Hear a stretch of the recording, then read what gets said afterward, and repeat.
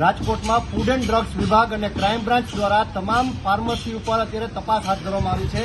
હું તમને રાજકોટના એસ્ટ્રોન ચોક પાસે આવેલી વિવેક ફાર્મસીના દ્રશ્ય બતાવી રહ્યો છું, જ્યાં અત્યારે ફૂડ એન્ડ ડ્રગ વિભાગ અને ક્રાઇમ બ્રાન્ચ દ્વારા તમામ જે દવાઓનો સ્ટોક છે તેની બાબતે અત્યારે તપાસ હાથ ધરવામાં આવી છે. ખાસ કોડેનયુક્ત દવા છે કે કેમ અને કેટલી છે, તેનો સ્ટોક કેટલો છે, તેનો મેન્ટેન કરવામાં આવે છે કે કેમ, તે દિશા તરફ અત્યારે પોલીસે અને ફૂડ એન્ડ ડ્રગ વિભાગે તપાસ હાથ ધરી છે. જે પ્રતિબંધિતયુક્ત જે દવાઓ છે તેનો સ્ટોક છે કે નહીં, જો હોય તો તેનો અત્યારે કઈ પ્રકારની તેમને મેન્ટેનન્સ રાખવામાં આવે છે, તો તમામ અત્યારે માહિતી અત્યારે મેળવવામાં આવી રહી છે.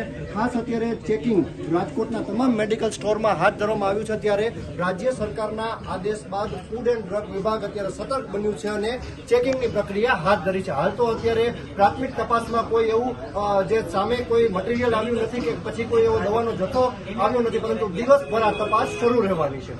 કેમેરા પર્સન ત્રિવેદી સાથે ઋષિ દવે, ન્યૂઝ કેપિટલ, રાજકોટ.